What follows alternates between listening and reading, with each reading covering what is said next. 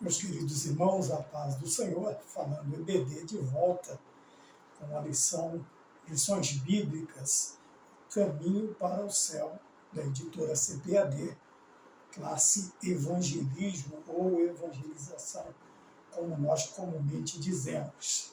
Também repetindo que esta lição ela é voltada para a área evangelística, explicando com isto que ao ministrarmos esta aula, estamos querendo alcançar almas para o Senhor Jesus Cristo. Porém, não é somente voltada, isto também ela serve para os alunos, professores, superintendentes, obreiros, que tenham paixão por ganhar almas para Cristo, quer dizer, amem o evangelismo e amem também as missões. Nós temos 13 aulas nesta revista e todas elas voltadas para a questão evangelística, quer dizer, a arte de evangelizar ou de levar as boas novas de nosso Senhor Jesus Cristo para as almas que perecem. Hoje, a lição de número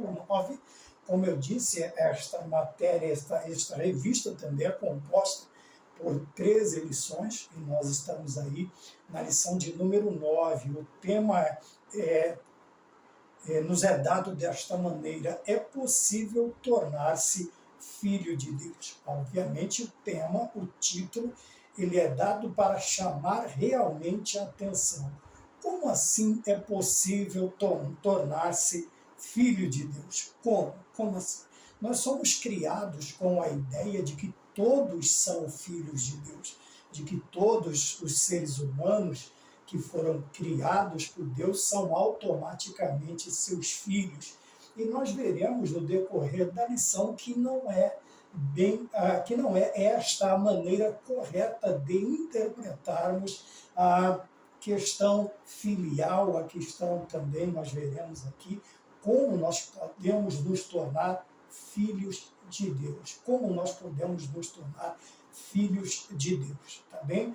Então, acompanhando a lição, ela está baseada no Evangelho de João, no capítulo de número 1, versículo de número 12, que nos ensina desta maneira: mas a todos quantos o receberam, deu-lhes o poder de serem feitos filhos de Deus, aos que creem no seu nome. Vamos dizer que nesta lição, como se fosse a verdade prática, mas ela traz aqui: guarde isto no seu coração. Somente quem recebe e crê em Jesus pode tornar-se membro da família de Deus. E, obviamente, que a única parte que nós podemos preencher dentro da família é como filho, é como nos tornando filhos de Deus. E nós já temos aí uma ideia importante a respeito deste ensinamento que está contido no Evangelho de João, capítulo 1. Ele nos dá uma ideia, ele nos dá a direção, ele nos norteia quanto a este assunto, quando ele nos diz que o poder de ser feito filhos de Deus, de sermos feitos filhos de Deus, ele é conquistado, ele é nos dado da seguinte maneira: aos que creem no seu nome. Eu coloquei no meu coração usar bastante o quadro de giz, porém, nós estamos aqui alcançando temperaturas acima dos 38, 39 graus, acima disso às vezes, e nós temos que procurar os melhores horários, seja bem à noitinha, seja de madrugada ou bem de manhãzinho, para nós conseguirmos ministrar, porque o calor é quase que insuportável. Ainda temos os ruídos, infelizmente, os ruídos externos que nós não conseguimos controlar.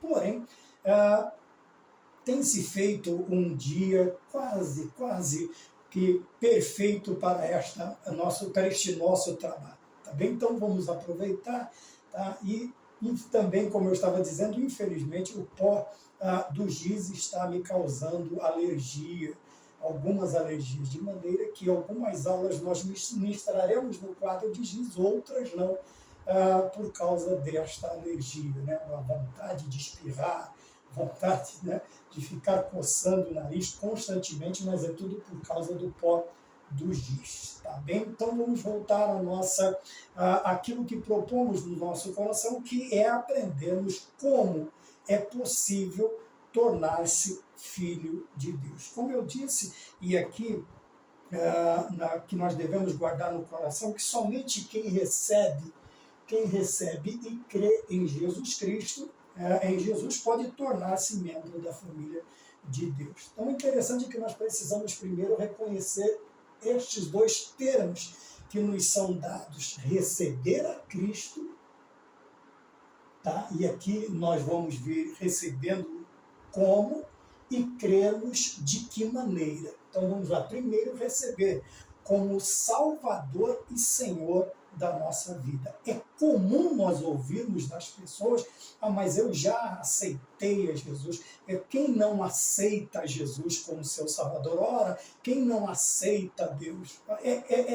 É quase que constantemente, quando vamos evangelizar, quando vamos falar das boas novas de salvação, ouvirmos isto dos nossos interlocutores, aqueles a quem ou Deus colocou em nosso coração para que levássemos a eles as suas escrituras sagradas. É ponto que a maioria fala para nós: quem não aceita Jesus, quem não recebe, todo mundo recebe. Ora, isto é normal ouvir. Por quê? Como eu disse no início, nós fomos criados nessa cultura de que todos os seres humanos, todos os homens são filhos de Deus. Então vamos ver no andamento da lição, porque somente, veja que limita aqui a questão, somente vai nos limitar a um seleto grupo que faz o quê? Que recebe e crê em Jesus Cristo, que recebe e crê. Recebê-lo como? Recebemos como Salvador e Senhor das nossas vidas. E cremos que Ele é o Filho de Deus, unigênito, que veio à Terra. Ele nasceu de mulher, nascido sob a lei, nascido no tempo, para quê? Para tomar o lugar os nossos lugares, vamos dizer assim. Aquela cruz não pertencia a ele, porém ele toma, isso é chamado de morte substitutiva, ou um sacrifício vicário que Cristo faz por mim e por você, para que nós pudéssemos ser aceitos mediante nós vamos ver no decorrer da lição, a um ato, a uma atitude da nossa parte, tendo em vista também que tudo procede único e exclusivamente da vontade, da atuação poderosa do Deus de Abraão, de Isaac e de Jacó. Eu e você não podemos fazer nada. A única coisa que nós podemos fazer é que no ato deste convite nós o recebermos como e cremos que como Salvador e Senhor, e cremos que Ele morreu em nosso lugar para que nós pudéssemos estar aqui hoje. Ora, o resumo da lição, ele nos ensina desta maneira. Nós vamos aprender que todos os homens nascem criaturas de Deus e nem todos são filhos de Deus. A primeira coisa que nós vemos é que nós fazemos parte da criação, nós fazemos parte da criação e, como tal, somos criaturas de Deus, fomos criados. Embora sermos feituras suas pelas obras de suas mãos, o próprio Deus disse: façamos o homem à nossa imagem e semelhança. Veja bem, nós temos que nos lembrar que nós ainda estamos no estado da criação, estamos falando sobre isso. Tem que todos os homens nascem criaturas de Deus. Obviamente, partindo desta premissa, criaturas, nem todos são filhos de Deus. Mas então quer dizer que alguns são e outros não? Não é isso. Veja, ele vai ter que passar por um processo. Então vamos por partes para podermos entender. Então será posto diante da verdade bíblica e teológica que somente quem recebe e crê, veja, quem recebe e crê em Jesus é seu filho. Tá bom? Quer dizer, não é seu filho, que Jesus é seu filho. Somente os que recebem e creem passam a fazer parte da família de Deus, sendo filhos de Deus. Filhos de Deus. Eu vou procurar me posicionar aqui para que eu não atrapalhe muito a visão dos nossos alunos, daqueles que nos acompanham. Quero agradecer a todos, também aos inscritos, aos não inscritos, mas se você puder se inscrever, se puder curtir, se você puder comentar, se você puder compartilhar, será de grande valia para que, como todos os outros apresentadores dizem, para que o canal ele entenda, para que o YouTube ele entenda que o conteúdo é relevante. Se você acha o conteúdo importante e puder nos ajudar, faça desta maneira, por favor. Então nós vamos aqui dizendo que quem recebe e crê em Jesus é filho de Deus. Tá bom? E também vai descobrir que os filhos de Deus são adotados. Outra palavra interessante que eu gostaria que você guardasse, a adoção, né? Como eu disse, nós temos muito barulho, muito ruído externo. Nos perdoe em nome do Senhor Jesus. Então vejam bem, a terceira lição no resumo que nós temos do total é que são adotados. Descobrimos que os filhos de Deus são adotados espiritualmente. Também nós temos aqui, no ponto de número 2, a palavra adoção está sublinhada para que você acompanhe no decorrer da lição. Espiritual, adotados espiritualmente se tornam herdeiros de Deus e co-herdeiros de Cristo. Então nós vamos descobrindo e vendo, né? O tópico, a introdução, ela nos ensina isto. Porém, nós vamos já partir, né? Porque eu estou vendo que parece que o ruído externo vai aumentar. Então, me perdoem em nome do Senhor Jesus Cristo. Quando nós olhamos para a lição, nós temos a lição dividida em 3 partes. O primeiro tópico é uma pergunta: todos são filhos de Deus? É uma pergunta. O segundo tópico: os salvos por Jesus recebem a adoção de filhos. Como eu pedi a vocês, para que vocês guardassem bem esta palavra adoção. E o tópico de número 3, torne-se um filho de Deus. É um convite, é um aviso, é aquilo que a lição se propõe a nos ensinar. Precisamos nos tornar filhos de Deus. Quando nós olhamos então para o primeiro tópico, nós temos o subtópico de número 1, nos explicando que somente quem aceita Jesus é filho de Deus. Novamente nós vamos voltar àquela questão de que todas as vezes que vamos evangelizar, de que vamos falar sobre alguma coisa a respeito da palavra de Deus, uma das primeiras respostas que nós recebemos é esta: mas quem não aceita Jesus? Mas quem não recebe a Deus? Quem não ama Jesus? Obviamente a pessoa ela tenta se desvencilhar nos dando esta resposta, nos dando esta...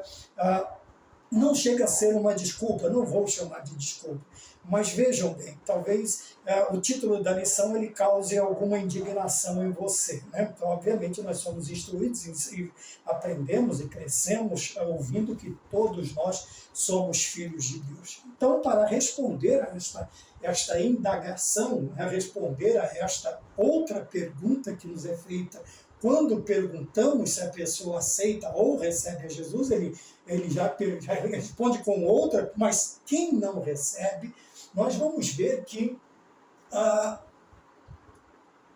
quando a questão vem, nós vemos que somente quem aceita a Jesus é filho de Deus. Tá? Vamos então entender esta ideia. O que é aceitar a Jesus?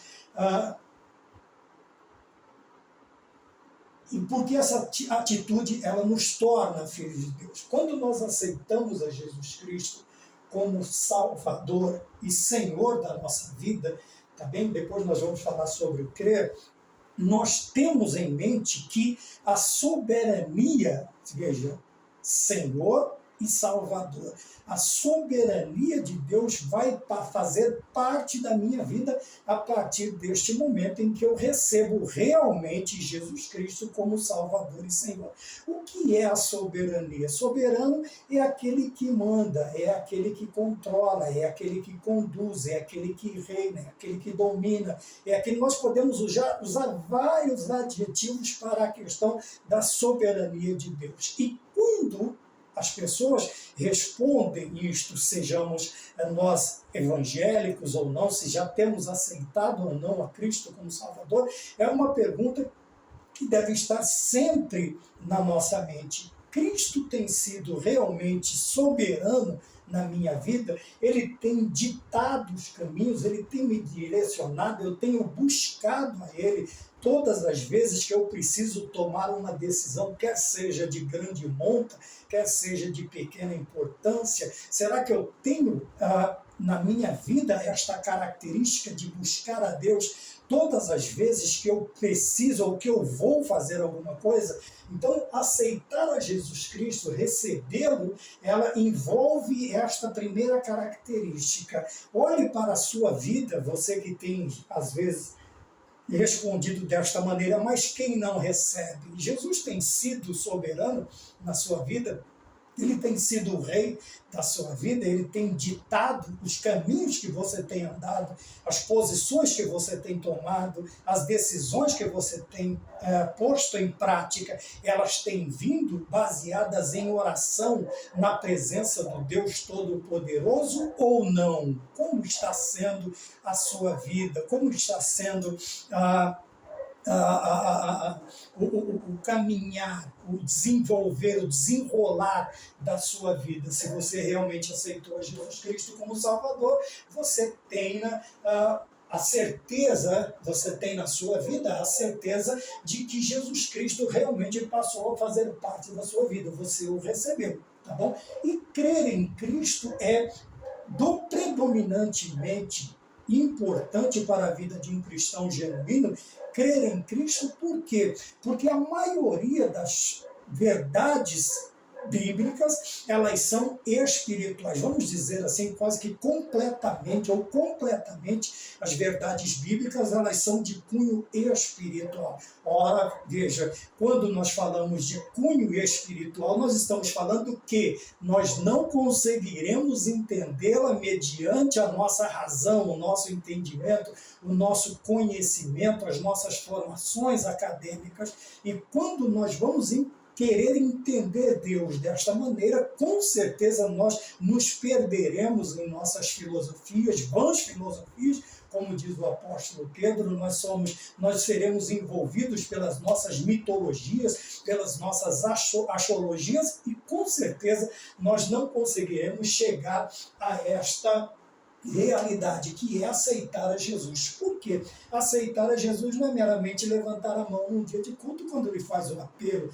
Aceitar a Jesus Cristo é permitir que ele entre na sua vida e tome conta, espírito e alma e corpo. Deus vai tomar conta de toda a sua vida, de todas as áreas, de todos os âmbitos da sua vida, seja ela profissional, familiar, sentimental, acadêmica. Deus vai fazer parte, pelo menos ele quer fazer parte de toda a sua vida, da sua vida completa, não somente as partes que você acha interessante entregar a Deus, e as demais você cuida do jeito que você quer. Então, somente quem aceita Jesus, aceitar a Jesus, receber e crer, nós vamos para esta ideia um pouco mais ampla. Ela seria muito mais amplificada, mas nós não temos tempo suficiente para isso. A ideia é chamar a atenção do nobre aluno, do nobre acompanhante desta aula, para que você se interesse pelo assunto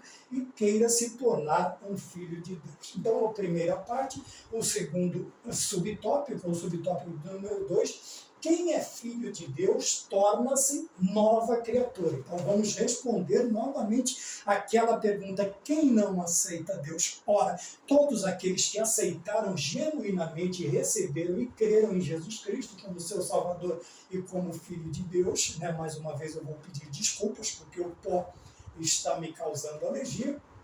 ele, como diz Paulo em 2 Coríntios, capítulo 5, versículo de número 17, ele se torna uma nova criatura. O que é uma nova criatura? O que é o novo nascimento? O que é a regeneração? Quer dizer que, a partir do momento em que Cristo verdadeiramente passa a fazer parte da minha vida, como Senhor e Salvador, automaticamente o velho homem ele tem que deixar de existir. É por isso que Paulo diz que as coisas velhas se passaram e eis que tudo se fez novo. Quem diz estar em Cristo Jesus, nova criatura é. As coisas velhas se passaram e eis que tudo se fez novo. Novo quer dizer que, a partir do momento em que Cristo faz parte da minha vida, a minha vida tem que se tornar uma vida diferente da vida que eu levava, completamente diferente. É por isso que nós chamamos de conversão. Nós estávamos no caminho, fizemos uma conversão aí de 180 graus e voltamos por outro caminho.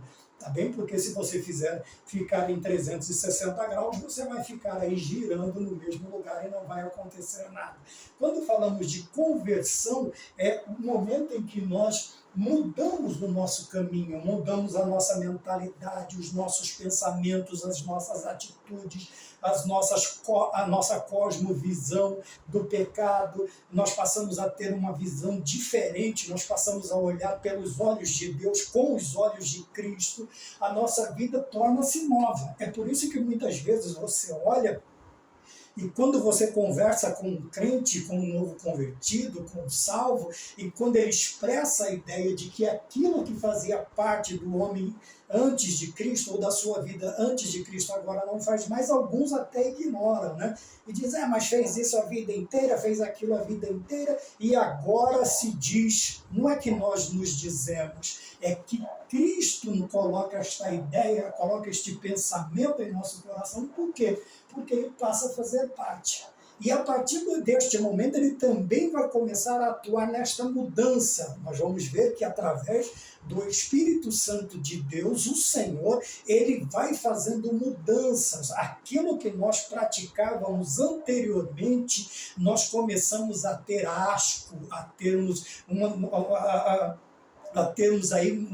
a não querermos mais participarmos daquilo que nós fazíamos. Por quê? Um sentimento novo começa a tomar conta da minha vida. A nova criatura começa a ter novos pensamentos, tomar novas decisões, mas todas elas baseadas em quê? No senhorio e também na salvação de Cristo Jesus, porque nós acreditamos na pessoa bendita do Senhor Jesus Cristo. Algumas pessoas ignoram esta questão do cristão genuíno dizer, olha, eu não faço mais isso, ou então ele diz assim, agora eu sou santo. As pessoas se indignam.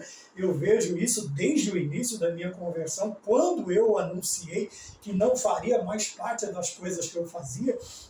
Muitos ignoraram, alguns partiram até para a quase agressão. Numa determinada feita, eu fui realmente atingido, né, por um ou dois murros, mas veja, tudo porque o homem não consegue conceber esta ideia de você se tornar uma pessoa diferente, de você se tornar um ser completamente diferente do que você era.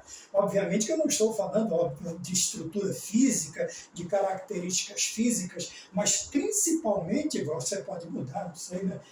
Quando eu aceitei Jesus como Salvador, eu tinha 73 quilos e muitos vícios. Depois dos vícios, eu cheguei a conseguir mudar para 120 quilos. Então, você vai mudar constantemente. Depois você vai se ajeitando, vai se acostumando com a ideia, mas a ideia central é tornar-se, veja, todos os que dizem que realmente, quem não aceita Jesus Cristo, quem é que não quer Deus, quem pergunta mais descabida, veja, tá bom, você aceitou? Você tem Cristo na sua vida? Você é uma nova criatura ou continua nos velhos costumes do velho homem, do velho Adão? É aqui que está a ideia, daqui vem a pergunta. Todos são filhos de Deus? Não. Porque alguns continuam na situação de criaturas de Deus. Criaturas de Deus. Então, se nós conseguíssemos fazer uma ideia, nós poderíamos dividir em três a questão da fazer parte da família de Deus. Primeiro, nós temos o Filho unigênito que é Cristo Jesus. Ele é o primeiro unigênito, tem a ideia de ser único e como filho verdadeiramente, por isso nós vamos falar agora sobre adoção, somos adotados em Cristo Jesus. Depois nós temos os filhos por adoção, que é o que nós vamos tratar, como eu disse, e nós temos as criaturas de Deus. E, consequentemente, quem continua na parte ou na área de como criaturas de Deus? Aqueles que não recebem e não creem, e não se tornam novas criaturas, continuam praticando os velhos atos do velho homem, da velha vida, seus vícios, suas transgressões, sua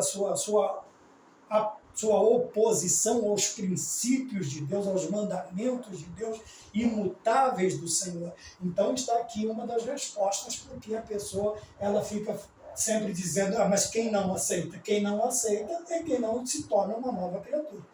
Você ainda é o velho homem, você ainda está nos seus velhos pecados, nos seus velhos vícios, nos seus velhos, aquilo que você vem trazendo. Alguns dizem, não, mas isso é de geração, meu avô fez, meu pai fez, eu também vou fazer. Veja, é uma ideia totalmente errônea. Jesus Cristo quer entrar na minha e na sua vida para que nós nos tornemos uma nova criatura. Tudo aquilo que nós pensamos que faz parte de uma questão hereditária, Jesus quer nos libertar. Mas Jesus vai nos libertar a partir do momento em que nós o recebemos e cremos nele como Salvador e Senhor. Aceitamos a Jesus e nos tornamos uma nova criatura. Nos tornando uma nova criatura. Vou frisar novamente a questão quando as pessoas olham para nós e ignoram isto. Dizem, mas agora diz que é crente, agora diz... Não, ninguém diz que virou crente. Crente não vira. A crente é convertido. O que vira é a lagarta que vira borboleta. Tá bom? O ser humano se converte ou é convertido através de quem? Quem é que convence o homem do pecado, do juízo e da justiça? É o Espírito Santo de Deus. Então nós precisamos nos preocupar com isso. O ponto de número 2, tal como nós falamos aqui, né? E tem citações bíblicas, você vai ver Jesus Cristo conversando com Nicodemos, e Nicodemos, um doutor da lei, mas ele não entendia nada, ele entendia da letra, mas não entendia do espírito, ele entendia das letras judaicas, mas não entendia dos mandamentos do céu, da lei espiritual de Deus. Então, nós vemos que, então vamos lá, todos são filhos de Deus? Não, quem? Somente os que aceitam a Jesus são filhos de Deus, e somente...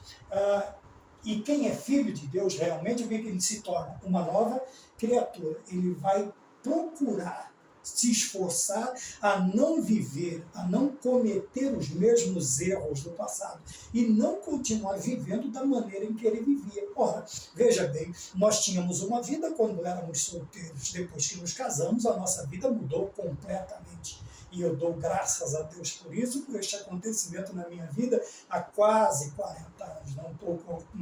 Uns 35 anos. Graças a Deus, né? Minha filha mais velha tem 32, é mais ou menos isso aí. E eu dou graças a Deus, veja, e a partir do momento, vamos ficar na vida de casado.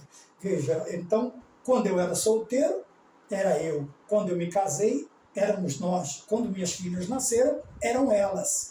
Elas se casaram, foram para suas casas. Voltou a mim? Não, voltou a quem? A nós novamente, principalmente para aquela que por tantos anos tem me acompanhado e tem me ajudado nesta jornada com Cristo Jesus. Então veja, o que acontece? O que aconteceu? Uma nova consciência, um novo pensamento, uma nova maneira de viver.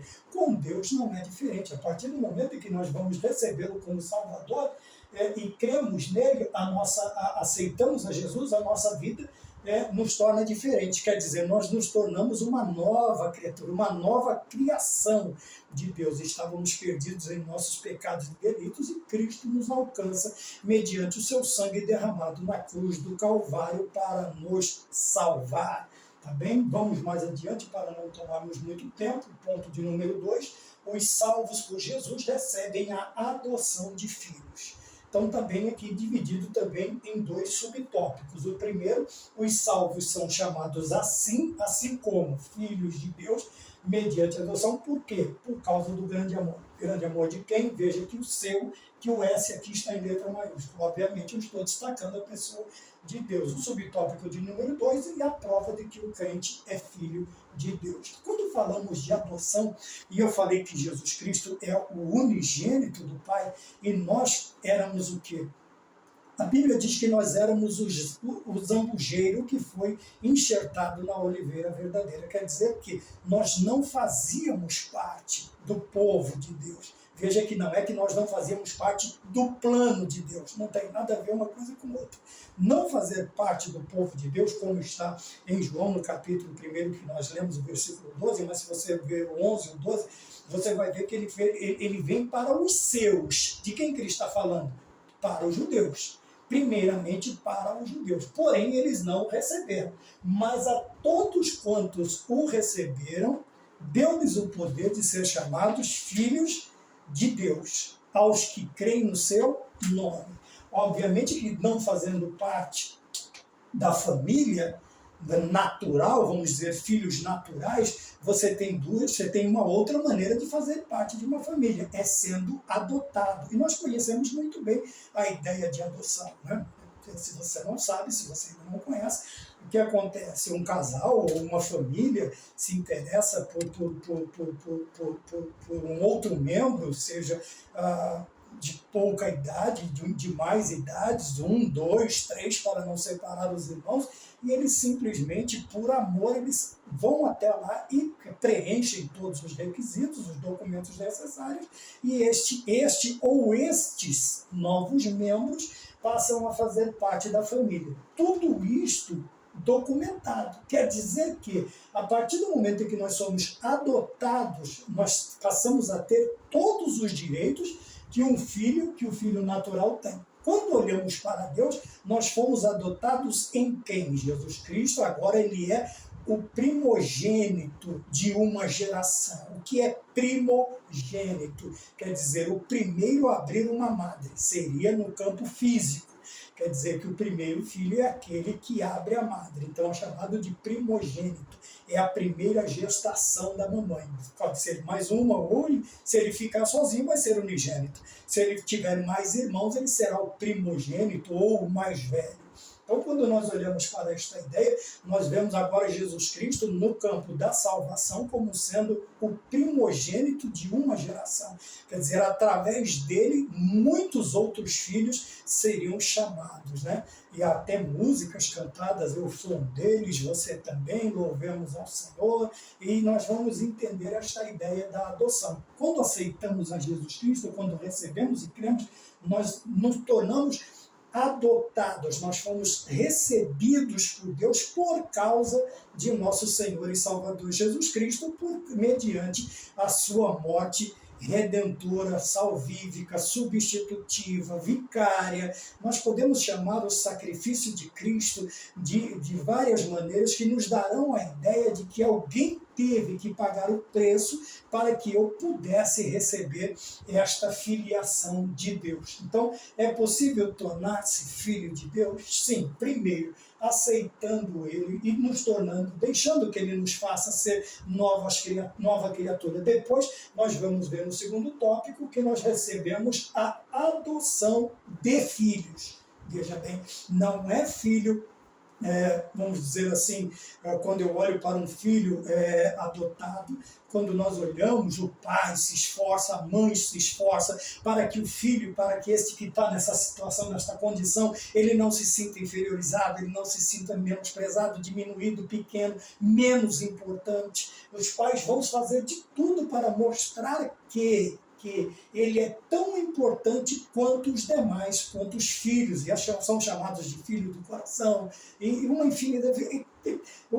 Queridos, pelo simples fato de você estar nesta casa, que não era sua, já é fato suficiente para acreditar no amor de seus pais. Não deixar que caraminholas ou que alguém coloque ideias na sua cabeça, de maneira alguma. Assim nós fazemos com Cristo, somos aceitos diante de Deus por causa de Cristo Jesus. Então somos adotados em Cristo Jesus. Nós passamos a fazer parte da família de Deus porque Cristo, ele nos deu a chance de sermos adotados. Quer dizer, o zambujeiro, quer dizer, a árvore brava, ela foi enxertada na oliveira verdadeira.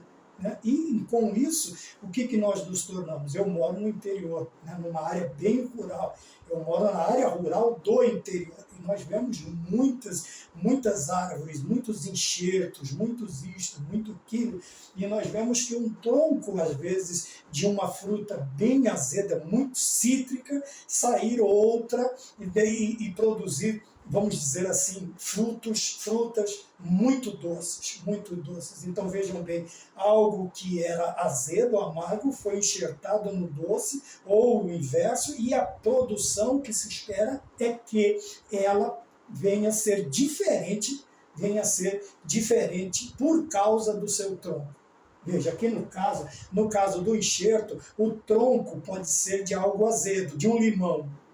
E você vai enxertar o quê? Um tipo de mexerica. Veja, mas a ideia é que os frutos não sejam azedos como o limão. Tá bem? No caso aqui é diferente. Quando somos enxertados no tronco da oliveira verdadeira, é que todas as funções da oliveira verdadeira passem para nós. E nós nos tornemos uma árvore boa, um fruto bom, demos frutos de arrependimento. Então vejam bem, vamos mais adiante.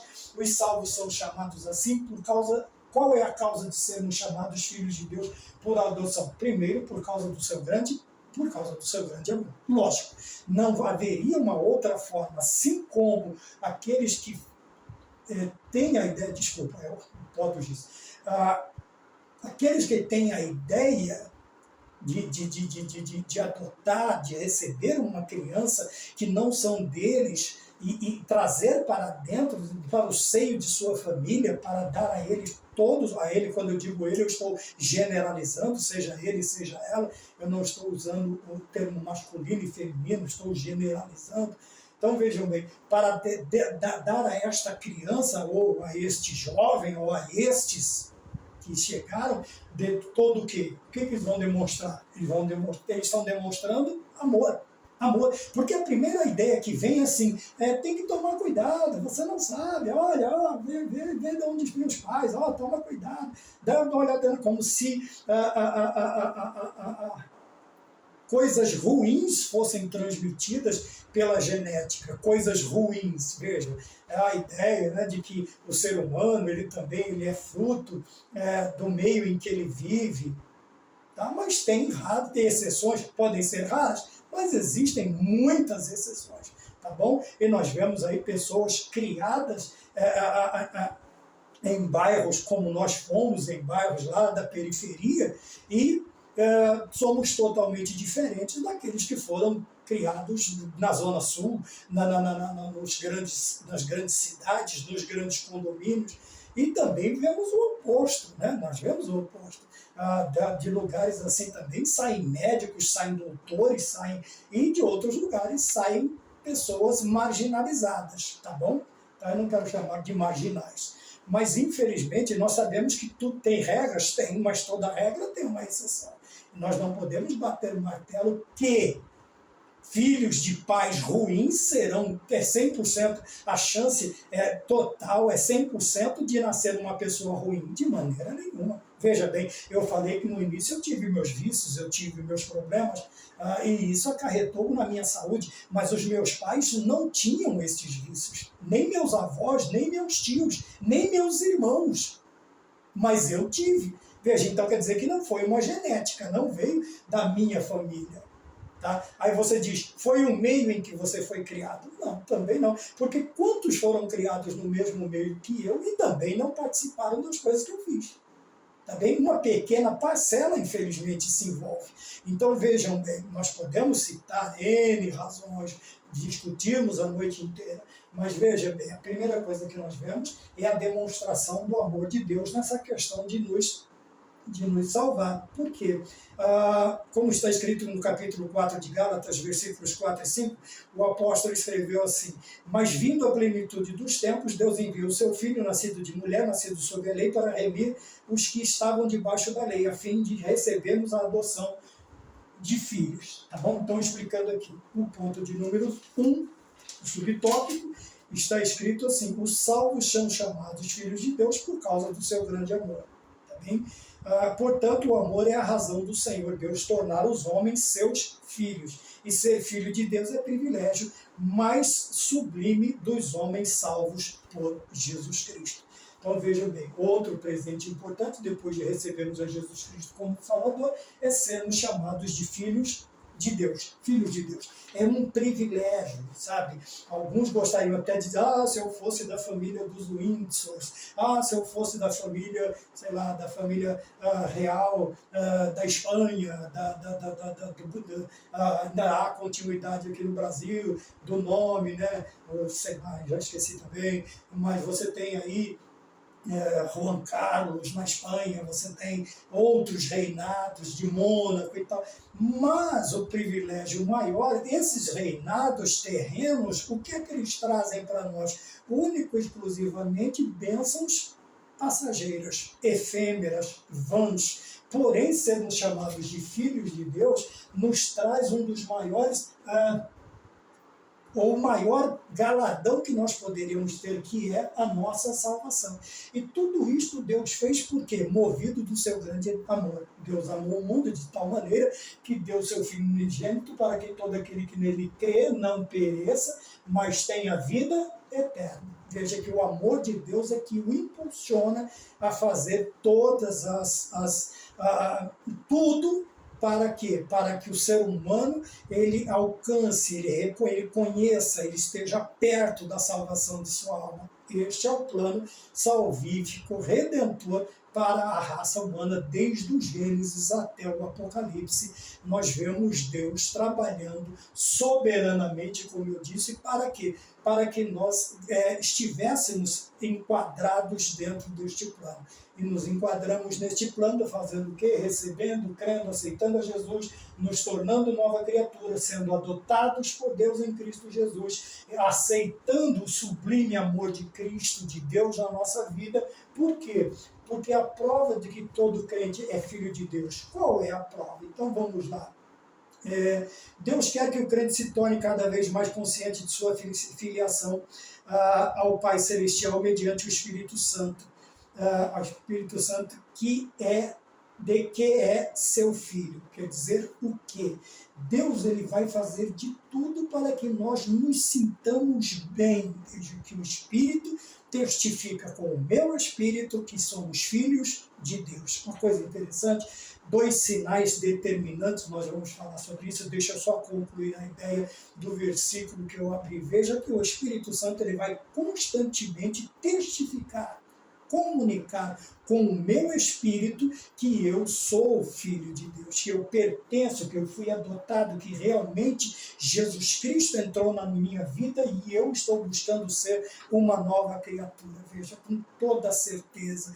Quantas vezes nós buscamos dos nossos cônjuges, do nosso cônjuge, quantas vezes nós buscamos dos nossos filhos, dos nossos amigos, provas cabais de que nós somos amados, que nós somos aceitos e respeitados por eles. Vejam bem, e isto com Deus é o contrário, ele vai fazer de tudo para que nós reconheçamos a ele, ou reconheçamos que, através da habitação em nós do Espírito Santo de Deus, nós tenhamos a certeza de que somos filhos de Deus, a saber, os que creem no seu nome. Então vamos mais a dois sinais determinantes da obra do Espírito Santo dentro do crente são o seu apelo espontâneo a Deus como Pai, né? Quer dizer, veja que nós vamos usar 2 vezes essa palavra espontaneidade, quer dizer que é algo que não é forçado, não é obrigatório. Mas veja que aqui ele diz assim, seu apelo espontâneo a Deus como Pai. Então, veja bem, todas as vezes que nós vamos até... Por isso que a oração dominical que Cristo nos ensinou começa de que maneira? Pai nosso que estás no céu. Veja que toda vez isso é espontâneo, quer dizer, é natural o crente novamente nascido, a nova criatura, ele chamar Deus de Pai, ele se dirigir a Deus como seu Pai. Ele sabe que ele é seu Senhor e seu Salvador, mas também é seu Pai. É aquele que provê, é aquele que cuida, é aquele que administra, é aquele que abraça, é aquele que repreende a hora que precisa. Então nós temos esta consciência. Veja, porém, este sentimento é espontâneo.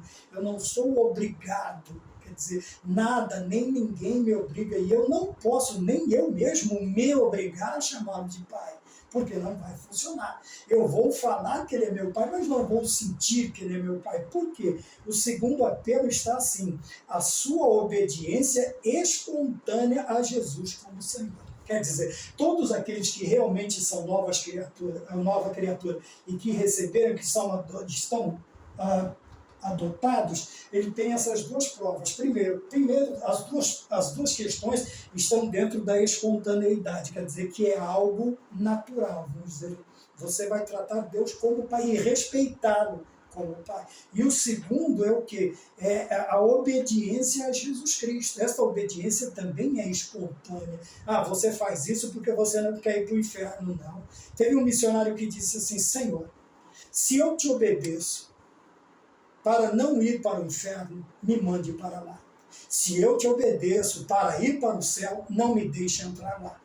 Mas se tudo que eu faço é por amor, é espontâneo, vou colocar aqui, grifo meu, espontâneo, é por amor, me dê o melhor que o Senhor tem para mim. Então vejam bem, essa questão da espontaneidade, essa questão destas provas de espontaneidade, tanto deste tratamento, deste reconhecimento filial que eu tenho, sendo Deus meu Pai, é também espontânea a minha obediência a Cristo. Não, eu sou obrigado, eu não faço porque eu tenho medo de ir para o inferno, de maneira alguma, mesmo porque esse medo já não existe mais. Tá? Houve todo este processo até aqui, para que determinados medos não façam mais parte da minha vida, não façam mais parte da minha vida. Então, é possível tornar-se filho de Deus. Para encerrarmos, nós temos o terceiro tópico que está escrito aqui. 3. Torne-se um filho de Deus. Tá bem? Subtópico de número 1, do ponto de número 3, seja guiado pelo Espírito Santo. O subtópico de número 2, seja um filho de Deus neste mundo. A ideia já é clara, por si só nós já entenderíamos o que é que Deus está falando conosco. Mas veja bem, quando nós falamos lembra no início eu falei sobre a soberania? Veja bem, seja guiado. Quer dizer, seja dirigido, seja movido. A sua vida tem que ser norteada pelo Espírito Santo de Deus. Isto quer dizer que seja o menor dos nossos problemas, seja a maior das nossas felicidades, nós devemos colocar todas elas aos pés de Deus, mediante as nossas orações, através do Espírito Santo de Deus. Veja, que a Bíblia me ensina que tudo que eu preciso tem que ser colocado diante de Deus pelas minhas orações. E quem é que dirige as minhas orações? Quem é que guia? Quem é que interpreta? Ainda que seja um gemido inexprimível, quer dizer, algo que eu não consiga expressar, então eu vou balbuciar, eu vou chorar, eu vou somente me prostrar sem que palavra alguma saia da minha boca. Porém, o Espírito Santo sabe interpretar todas as minhas orações, todos os meus sentimentos, e é Ele quem conduz ao Pai as minhas orações. Então, veja bem, a partir do momento em que eu sou dirigido pelo Espírito Santo de Deus, eu permito que Ele conduza a minha vida, eu começo a me tornar um filho de Deus. Eu demonstro, aqui no caso, veja, neste mundo, eu demonstro para este mundo que eu sou um filho de Deus a partir do momento em que a minha vida é guiada pelo Espírito Santo do Senhor, a partir do momento em que minha vida é dirigida pelo Espírito Santo de Deus. E por último, ele diz aqui, veja, seja guiado pelo Espírito Santo, ponto de número 2, seja um filho de Deus neste mundo. Tá bem? Aqui nós vamos falar sobre três coisas. Primeiro, deve lutar pela justiça e amar os seus irmãos. Como que eu vou ser um filho de Deus? Primeiro, eu vou lutar pela justiça. Isto é imprescindível que um filho de Deus seja justo. Ele tem que ser justo. Veja bem, a ideia de ser justo é de que você vai fazer todo o que você disse, o que você não disse, ou vai agir mediante a justiça, ainda que você seja prejudicado, ainda que você sofra algum dano, você não muda. Você não muda, quer dizer, você não é conveniente, você não age segundo os padrões deste mundo. Então, a primeira coisa que nós vemos aqui é que o Filho de Deus, como que eu vou demonstrar, deve lutar pela justiça e amar os seus irmãos. Por quê? Quem ama o seu irmão, 1 João capítulo 2, versículo 10, aquele que ama seu irmão está na luz e nele não há escândalo. Então, a coisa impressionante. Primeiro, preciso fazer o quê? Lutar pela justiça e amar os meus irmãos. Nós sabemos o que é justiça, sabe por quê? Porque nós vemos o grande número de injustiças que são cometidas nos dias de hoje. Ora, tudo que é praticado, que machuca, que é contrário, que não preserva o direito disto ou daquilo, que é a Constituição, que é constituído ao ser humano, filho daquela terra, filho desta nação, isso constitui injustiça. O que nós temos que fazer? Justamente o contrário. Ainda que, veja, Jonas, ele vai contrariado, ele se esconde, ele não quer praticar a justiça, ele não quer ser justo, porque ele sabia que os ninivitas eram uma vara de justiça de Deus contra Israel, seria usado. Mas ele teve que fazer o que era certo, o que era justo, porque Deus tinha um plano para aquela geração de ninivitas. Veja, então ele está sendo injusto, porque ele sabia que algo ruim aconteceria ao povo, então por isso ele não queria fazer o certo. E o certo era levar a mensagem de Deus para os ninivitas. Qual era a mensagem? Mais 40 dias e toda Nínive será subvertida, subjugada. Esta era a mensagem. E ele sentou-se para ver o fim, mas Deus tinha uma constituição, um pensamento diferente. E foi a justiça de Deus que prevaleceu. Então, número 2, veja, o segundo dever, a segunda parte que nós precisamos pensar, é que nós devemos ter uma vida irrepreensível e sincera. O que é uma pessoa irrepreensível? Que não tem nada que chame a atenção, que alguém tenha motivos para lhe chamar a atenção, lhe cobrar, lhe puxar a orelha. Tá? Então, ter uma vida irrepreensível. E essa vida irrepreensível vem quando nós somos transformados numa nova criatura e quando nós somos adotados e passamos a ser guiados pelo Espírito Santo de Deus. Obviamente, as nossas atitudes, os nossos atos, tudo aquilo que praticarmos serão mediante a vontade de Deus. E isto não dará chance a ninguém para nos repreender, nos chamar a atenção. Não seremos dignos de reprimendas. Podemos até ser injustiçados por causa desta vida. Mas como no caso de Daniel, veja, Daniel orava 3 vezes por dia. Ele foi injustiçado, mas porque ele estava fazendo certo. Ele estava fazendo certo. Então, como não podiam repreendê-lo, que inventaram uma história de que quem não adorasse outro Deus, ou o rei propriamente dito, e os seus deuses, no prazo de 30 dias, eles sabiam que Daniel era fiel a Deus. Então ele foi pego na sua fidelidade. Veja que isto não é uma repreensão, isto é uma injustiça. Criaram uma armadilha para Daniel, que não deu certo, porque o mesmo Deus que ele clamou 3 vezes naquele dia, foi o mesmo Deus que passou com ele a noite na cova dos leões, libertando a sua vida e dando também a chance do rei reconhecer a grandiosidade do nosso Deus. Então, tá bom? Segundo, uma vida irrepreensível e sincera, sabe? Sem cera, sem máscara. Você tem que ser quem você é. Você tem que controlar também os seus impulsos. Não adianta eu querer me apresentar como um baluarte da justiça se eu não sou. Então, veja, muitas vezes nós nos apresentamos, eu sempre, não sei se já disse nessas aulas, mas o homem ele tem 3 faces. A primeira é a que ele apresenta para todo mundo. A segunda é a que ele gostaria de ter. E a terceira é quem ele é. E essa terceira quase nunca nós mostramos. Por quê? Nós nos acostumamos a viver com máscaras. de cera, sabe? Sincero quer dizer sem cera, sem máscara, sem nenhum tipo de cobertura, sem nenhum tipo de engano na nossa frente, que demonstre outra coisa que nós não somos. Veja, então ele fala aqui de irrepreensão e fala de sinceridade. Tá bom? Nós devemos viver dessa maneira porque vivemos no meio de uma geração corrompida e que está em trevas. Filipenses capítulo 2, versículo 15. E o terceiro, devemos promover a paz. Veja, então, seja um filho de Deus promovendo a paz. E a Bíblia nos exorta a fazermos o quê? A vivemos em paz. No que dependermos de nós. Existem coisas que não dependem de nós. Então eu posso chutar o balde, meu Maurício. Não foi isso que eu disse.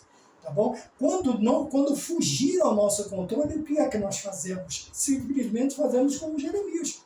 Viramos as costas e batemos em retirada. Para desistir? Para vergonha? Não, para reagrupar.